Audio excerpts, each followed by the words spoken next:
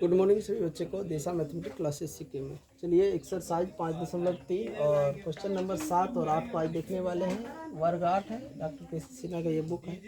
इससे पिछले वीडियो में हमने जो 5.3 का 1 नंबर से लेकर 6 नंबर तक क्वेश्चन को बना दिए हैं 2 पार्ट में, और ये 3rd पार्ट है। इसमें कह रहा है सवाल, देखिए क्या, यदि 3 अंकों की संख्या 24x 9 से विभाज्य है तो x का मान क्या होगा। समझ गए। तो इस तरह के हम लोग सवाल कैसे बनाते हैं, देखिए हमको कुछ नहीं करना है, इनकी संख्या को जोड़ देंगे और 9 से विभाज्य कर रहा है तो संख्या का योग जो है 9 से विभाज्य होता है, तभी वह संख्या भी 9 से विभाज्य होता है। इसका मतलब 2 जोड़ 4 जोड़ x बराबर, यानी सबको जोड़ के कितना होगा 6 जोड़ x, और ये 9 से विभाज्य होगा। लिखेंगे अतः x 6 प्लस x बराबर 9, यानी जोड़ के 9 होगा तभी 9 से विभाज्य होगा। समझ गया। तो 9 में से अगर मान के चलो कि हम x का मान निकालना है तो 9 में से 6 को घटाएंगे तो x बराबर क्या आया, 3 आया। ये जो x का मान 3 आया है वही अगर यहाँ पे मैं रख दूँ तो ये 9 से विभाज्य है। समझ गया। तब कैसे, यहाँ पे देखो चेक कर, 2 4 3, अब 9 से दे रहा 2 मरतबे 18, 6 पे 3 63, 9 7 कट गया। इसी तरह हम लोग इसको देखेंगे। कह रहा है यदि 5 अंकों की संख्या 35AU 64 3 से विभाज्य है तो a का मान क्या होगा। हम जानते हैं शर्त क्या कहता है कि अगर संख्या का योग 3 से विभाज्य है तो वह संख्या भी 3 से विभाज्य होगा। तो हम लिखेंगे चूँकि 3 plus 5 plus a plus 6 plus 4 बराबर, अब इन सबको जोड़ेंगे कितना होगा, 5 3 8, 8 और 10, 6 4 10, 8 18, ये 18 प्लस a हो गया। 18 प्लस a लिखेंगे अतः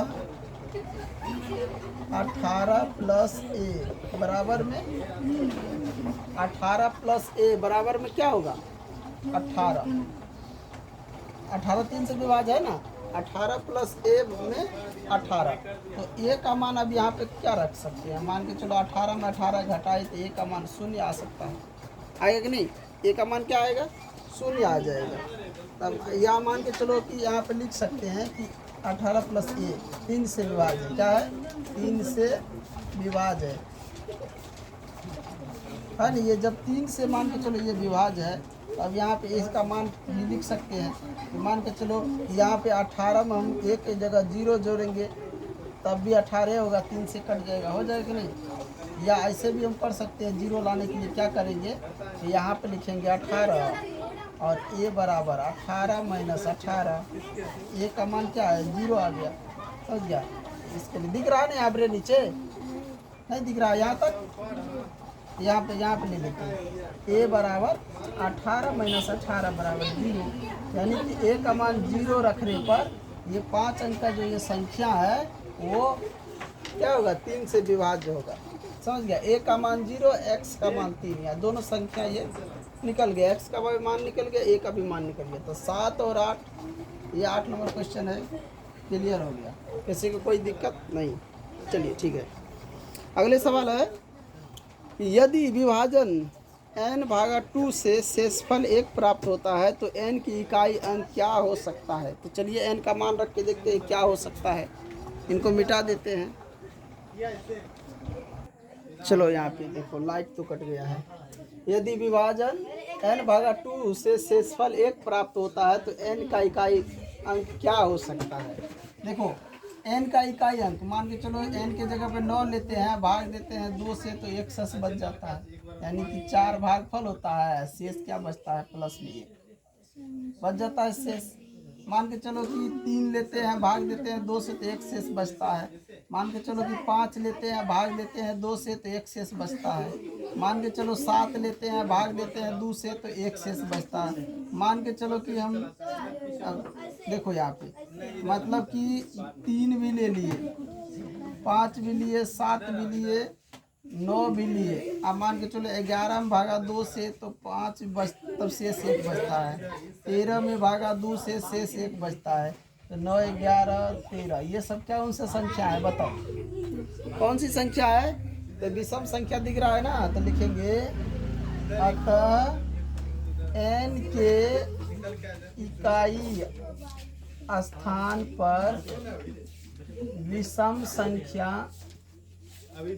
रखने पर शेषफल 1 प्राप्त होता है। शेषफल क्या होता है, 1 प्राप्त। n का मान विषम संख्या लेते हैं, शेषफल 1 प्राप्त होता है। चलो 10 नंबर देखो, यदि विभाजन करा n/2 से कोई संख्या शेष प्राप्त नहीं हो सकता तो n की इकाई स्थान पे क्या रखेंगे। मान के चलो हम 2 में भाग देते हैं 2 से तो शेष 0, 4 में भाग देते हैं 2 से तो शेष 0, 6 में भाग देते हैं 2 से तो शेष 0, 8 में भाग देते हैं 2 से तो शेष 0, 10 में भाग देते हैं 2 से शेष 0, 12 में भाग देते हैं 2 से तो शेष 0। ये सब दिख रहा है। अरे हल्ला क्यों कर रहा हूँ, यहाँ भाग दिख रहा है, क्या हो रहा है देखो। ये सब जितने भी संख्या दिख रहा है ना, सब तो क्या है, जितने भी संख्या दिख रहा है सब सम संख्या है। तो लिखेंगे अतः n के इकाई स्थान पर, n के इकाई स्थान पर n का मान सम संख्या रखने पर, n का मान सम संख्या यानी कि n बराबर 2, 4, 6, 8, 10, 12, 14, 16, 18, 20, 22, 24, 26, 28 डॉट डॉट, यानी कि ये सब संख्या अगर लेते हैं तो क्या होता है कि शेष 0 प्राप्त होता है, शेष कुछ नहीं बचता है, समझ गया। और यदि n/2 में शेषफल 1 होता है तो विषम संख्या और शेष 0 नहीं बचने के लिए सम संख्या। n का मान सम लेने पर शेष 0 नहीं बचेगा 2 से भाग देने पर, और n का मान विषम लेने पर 2 से भाग देने पर शेष जो है क्या होगा, 1 बचेगा। यानी कि विषम में अगर सम संख्या से भाग देगा शेष 1 होगा n के अनुसार, और अगर सम संख्या में विषम संख्या से भाग देगा तब शेष होगा 1, समझ गया। तो लेकिन यहाँ पे जो करा उसके अनुसार मैं बना दिया हूँ। तो इस वीडियो को यहीं पे एंड कर देते हैं। अगला क्वेश्चन आता है, क्वेश्चन नंबर 11 है, अगले वीडियो में देखेंगे क्वेश्चन नंबर 11 को। तो तब तक के लिए जय हिंद, जय भारत।